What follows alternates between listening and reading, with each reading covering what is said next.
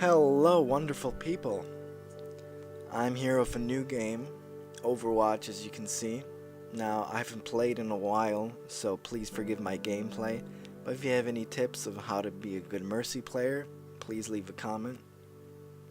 Now, I wanted to do another Shadow of War video about death and failure, but kind of ironically, I had a lot of trouble with Adobe Premiere. Um, I won't get into it, but let's just say, it was complicating things.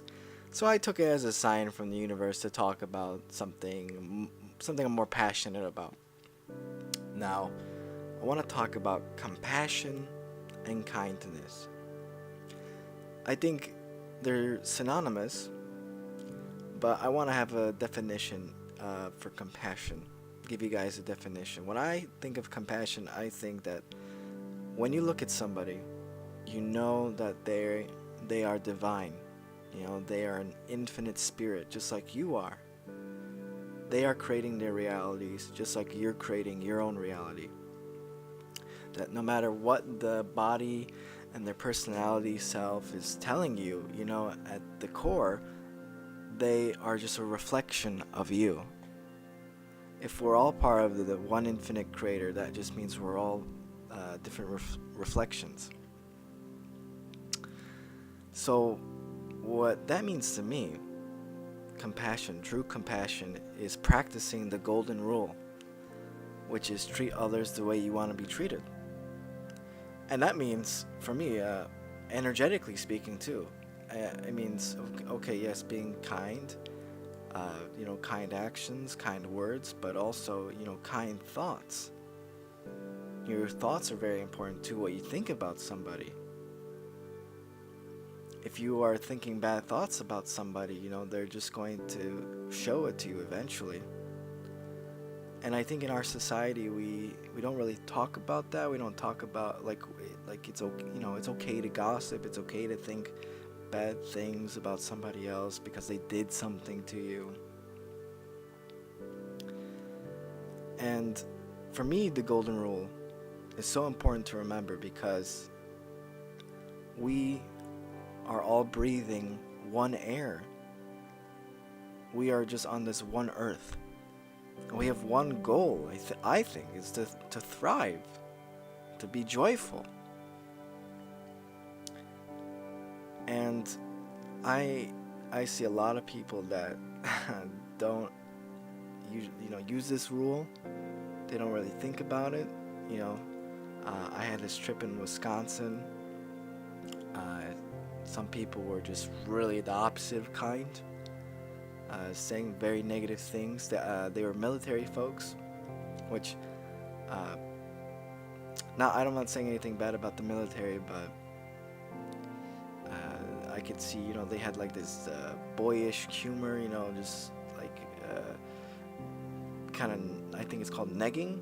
Yeah, like when you insult someone to like make fun of them.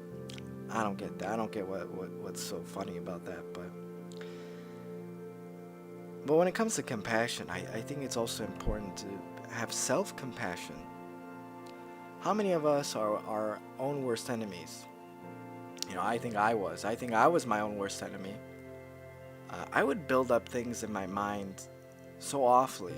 Like, I would for example, in high school, if I got a C on a test, I'll just beat myself up and calling myself stupid. Why didn't you work harder? Or if I approached a girl and even if the conversation was okay, I would berate myself. Just saying, oh, why did you say that? Why did you? And it's pointless. It's in the past, and why do we spend so much energy trying to, because we think, at least I think if you believe in that, you think eventually you'll get better. If you punish yourself enough, then eventually you'll fix your problem. But for me, I think for many others, that's not the case. I think having self-compassion is the only way to really grow. Sure, you can have a bad habit or something, or you're struggling in some area, but if you keep beating yourself up, you're just wasting that energy when you could be channeling that energy into a more positive pursuit, being pulled to do something, to have a more positive habits or a positive lifestyle. I would say treat yourself like your own best coach. I really think that our inner self, the higher self, the soul, really knows what it's doing. It's infinite intelligence. When I've been silencing my mind, meditating, or going on walks, I have like these downloads where I know what to do. What books to read, how to plan my day the best way. It's really trusting yourself. And if you're constantly beating yourself up, you won't trust yourself. Now, compassion and especially kindness, I think people mix up the two, of being compassionate with being nice and polite. Those are really two different things. Nice and polite are conditions. We've been conditioned to be nice and polite, because we all want to be liked. It's part of our society that, if you're more liked, you're more popular, you get more things, supposedly. But for me, it's when I was nice and polite, I felt like I was sacrificing something. I was lowering my frequency down to being somebody that I wasn't. And it's taken me a long time to realize what my conditioning was and getting over it. I'm still going, I'm still growing. I'm still going through something. I'm still going through it, but it's a lot better than it was 2 years ago. Now, the reason why I'm talking about compassion and I'm choosing to play as Mercy is because I think Mercy embodies compassion and kindness. Like if you need a symbol of those two words, I think Mercy is the perfect example. When she's a pacifist, I mean, like, you have a pistol and everything, but you don't have to use it. And you can do like 90% of a match if you play as Mercy. You're not killing anybody. All you are is just you're supporting your team. Because Mercy is altruistic. She's thinking about the big game. Winning. It's not about her kill count. It's not about DPS. It's just about keeping the team alive. And I think compassion is giving. You can't really give to somebody that you don't feel compassion towards. If you feel like you're above somebody, you're better than somebody, you're not being compassionate. So how can you give to them? And I want to mention a ripple effect.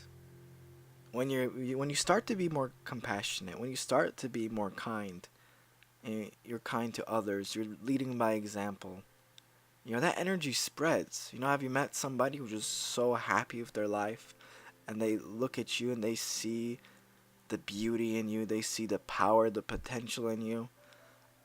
I bet a lot of you, just like me, we've been constantly told what we do bad. We're constantly grading ourselves, comparing and contrasting ourselves. When was the last time you praised yourself?